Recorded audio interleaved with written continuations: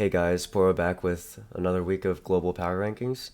This is week 8. You'll have noticed that we skipped over week 7. That's because I was feeling really sick that week and I couldn't record. But we are back, albeit a day late. This video should have gone out yesterday, but because I had another video set to go out that day, I decided to give that video a day to breathe. So for the sake of this video, we're going to pretend like those Tuesday games that happened today did not happen. So Top Esports, LNG, Weibo, and EDG did not play. So even though those results are out and would probably drastically change what is on this power rankings list, those changes will not be on until the week 9 global power rankings list. If anything looks extremely odd or wrong because of those games, that would be why. But without further ado, let's get into the ranking. In 25th, making their glorious comeback to the top 25 is EG. They originally got booted off because they suffered a loss to Dignitas, in fact, the only win Dignitas has picked up, but they ended up bouncing back because they defeated FlyQuest, who's sitting at the top of the LCS. I said they were going to show up, and here they are. 4-0 is the Gigabyte Marines from the VCS. Those two wins that I put up there against Cerberus and Team Wales are just because those are the other top two teams in the league, and Gigabyte Marines was able to defeat both of them. But we'll see what happens as Gigabyte Marines continues to play their way through the VCS. If they continue to win, then I'll probably end up overhyping them same as I did last year, but I don't care because they're one of my favorite teams. In 23rd from the LCS is Cloud9, who didn't really do anything super impressive this week, picking up wins against 100 Thieves and Dignitas, but it is 2 wins, so they move up a little bit. In 22nd from the PCS is PSG Talon, who are now 13-2. Some of you may remember that those 2 losses were way earlier in the season when they were playing with Husha as their starting jungler, but ever since they picked up Junjia, they have been on an undefeated winning streak.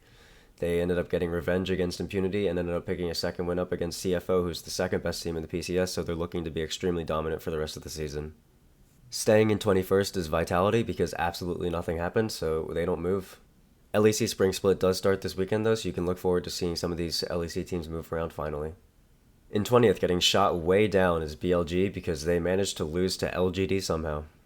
Also not moving from the LEC is SK. The only teams from the LEC that ended up moving up moved up because other teams that were above them just happened to lose, but for the most part the LEC teams are pretty stagnant.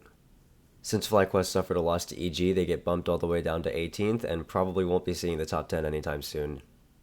In 17th, we have the most confusing team in the world in OMG, as they managed to defeat JDG 2-1 earlier this week. However, you can see from their loss list that they also have some really bad losses to teams like Rare Atom and Ultra Prime, so I have no idea where this team is supposed to be or what they're supposed to do because their wins and losses are completely coin flip. In 16th, moving up purely because BLG moved down, is Koi, and they're from the LEC, so again, nothing has happened and nothing will happen until this weekend. In 15th is IG. They didn't really do anything this week. They picked up 2 wins against teams that don't really matter, but it is still 2 wins. Same thing for the 14th place team Mad Lions. They move up because BLG moved down. In 13th from the LCK, taking a little bit of a fall from grace, is Live Sandbox. They are now 8-6, going on a little bit of a losing streak, including a loss to Kwandong Freaks. I do want to mention, though, that at the beginning of the year, they were not projected to be a good team. The fact that they did so well in the first round robin was not expected by any means, so they should still be proud of where they are. And people should not be thinking that they're throwing games or choking or anything like that, because they're still massively overperforming where they were supposed to be. In 12th from the LPL is TT, who also picked up some more not super important wins. In 11th from the LCK is Hanma Life Esports, who continue to prove that they don't have what it takes to beat the top LCK teams as they suffered their second loss to D plus Kia. Breaking the top 10 is Weibo Gaming with strong wins and not that bad losses. Keep in mind that we are not factoring in any games that Weibo might have played earlier today that may have possibly been a loss that would have moved them out of the top 10, but we don't have to pretend like that happened until next week, so don't worry about it. In 9th is LNG. As of making this video, as if it was on Monday, LNG has yet to defeat any of the top teams. This is so stupid. LNG has yet to defeat any of the top teams, so they have not yet earned their spot in the top 3 of the LPL, but we'll see if that magically changes next week. Maybe they can pick up some big win against a top 3 team or something like that.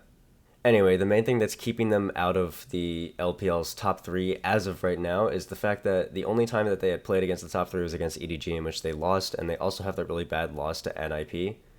But we'll see if they can win their games this week. This is so stupid. In 8th again is an LEC team, G2, who did absolutely nothing this week, but because Live Sandbox lost to Kwandong Freaks, they happened to just get bumped up by 1 spot. In 7th is KT Rolster, who are still looking like a strong team. I'm pretty confident that they're the 4th best team in the LCK right now, as they picked up another win against Gen.G. So for whatever reason, they're just Gen.G's kryptonite. Also, I do want to point out that a lot of people say that this team is a coin flip team, but it really isn't true anymore, because if you look at their losses, they have only strong losses, and that one loss that happened to Kwangdong Freaks was very, very close to the beginning of the year, so they've actually been quite consistent as of late. In 6th is D plus Kia, who picked up another win against Hama Life. Other than that, nothing else really happened, but they are back in the top 3 of the LCK. Moving all the way down to 5th is JDG, who picked up a loss to OMG earlier this week. However, they still have strong enough wins that I'm not really willing to take them down that far. Moving up purely because of that loss to OMG is EDG, who are now 4th above JDG. As mentioned prior, Gen.G lost to KT this week, so they moved down a spot. Top Esports has been on a tear lately, beating some of the other top teams, so they sit atop the LPL for now, but we'll see what happens after they may or may not have lost a game earlier today. And still standing in first is T1 at 13-1, with their only loss being earlier in the year to Hama Life. They still have yet to get their revenge, but we'll see that pretty soon. And as always, here's the full list from 1 to 25, as well as on the right you can see some bubble teams. So teams right outside of the top 25 include RNG, Golden Guardians, a VCS team, CES, then you have PCS team, CFO, another VCS team, SBTC, then WE, CLG, TSM, and TW. So you can see there are a lot of VCS teams on the horizon. I still can't really get a grasp for how strong that region is, because in my head the VCS and the LCS are still about equal, but we'll see. The VCS teams will have to prove through gameplay and wins that they deserve to be here, and the real test will be during MSI, where we'll get to see the VCS and the LCS go head to head. But until now, I'm being a little bit careful, because the last few times that I overrated the VCS, they did not do super great. But other than that, that's the list, and I'll see you next week.